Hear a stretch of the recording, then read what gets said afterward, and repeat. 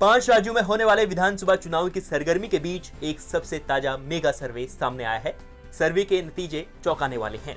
ये सर्वे है 5वें चुनावी राज्य मिजोरम का और सर्वे के आंकड़े जारी किए हैं लोकपोल ने।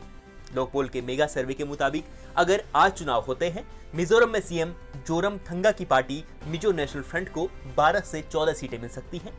वहीं जोराम पीपुल्स मूवमेंट यानी ZPM को भी 12 से 14 सीटें मिलने का अनुमान है। इसके अलावा इस सर्वे के मुताबिक कांग्रेस को 10 से 12 सीटें मिल सकती हैं। अन्य के खाते में 1 से 3 सीटें जा सकती हैं। मिजोरम में 40 विधानसभा सीटें हैं और बहुमत के लिए 21 सीटों की जरूरत होती है।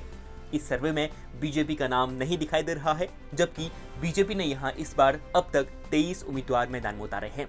सर्वे के मुताबिक वोट शेयर की बात करें तो मिजो नेशनल फ्रंट को 29 से 32% वोट मिल सकते हैं। वहीं जोराम पीपल्स मूवमेंट यानी ZPM को भी 29 से 32% वोट मिलने का अनुमान है। सर्वे के मुताबिक कांग्रेस को 24 से 27% वोट मिल सकते हैं। अन्य के खाते में 12 से 15% वोट जाने का अनुमान है। लोकपोल के मुताबिक इस सर्वे का सैंपल साइज 21,250 था। इससे पहले हाल ही में सामने आए ABP न्यूज सी वोटर के ओपिनियन पोल में मिजो नेशनल फ्रंट यानी MNF और कांग्रेस के बीच टक्कर देखने को मिल रही थी।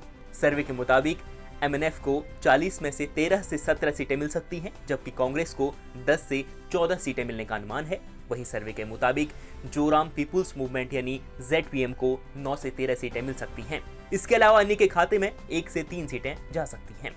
सी वोटर के मुताबिक इस सर्वे के लिए 90,000 लोगों से बात की गई और ये सर्वे 1 सितंबर से 8 अक्टूबर के बीच किया गया था। बीते दिनों कांग्रेस नेता राहुल गांधी भी अपने कार्यकर्ताओं का जोश बढ़ाने के लिए मिजोरम पहुंचे थे, जहां उन्होंने पदयात्रा के साथ साथ लोगों से मुलाकात भी की थी।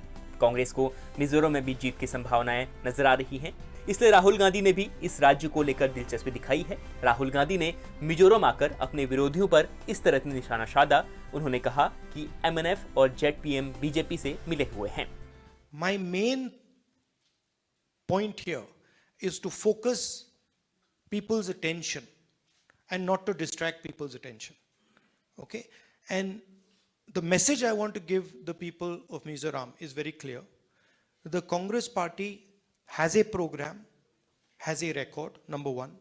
Number two, both the parties, no matter what they say, the ZPM and the MNF are instruments for the BJP and the RSS to enter this state.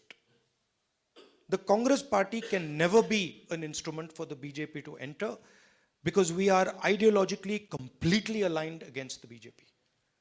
So that is something the youngsters of Mizoram should think about. When we talk about an attack on the culture or the attack on the religion, a lot of the questions that are coming here, the instruments of that attack are the RSS and the BJP and the parties that ally with them to allow them to enter the state. So when you're going to vote, keep in mind that the separation between the ZPM and the MNF and the BJP is not as deep as you think. The ZPM and the MNF are acting in the interest of the BJP, and both of them have admitted it. Mizoram की 40 सीटों के लिए 7 नवंबर को मतदान होगा और नतीजे 5 राज्यों के एक साथ 3 दिसंबर को आएंगे। न्यूज़ तक व्यू।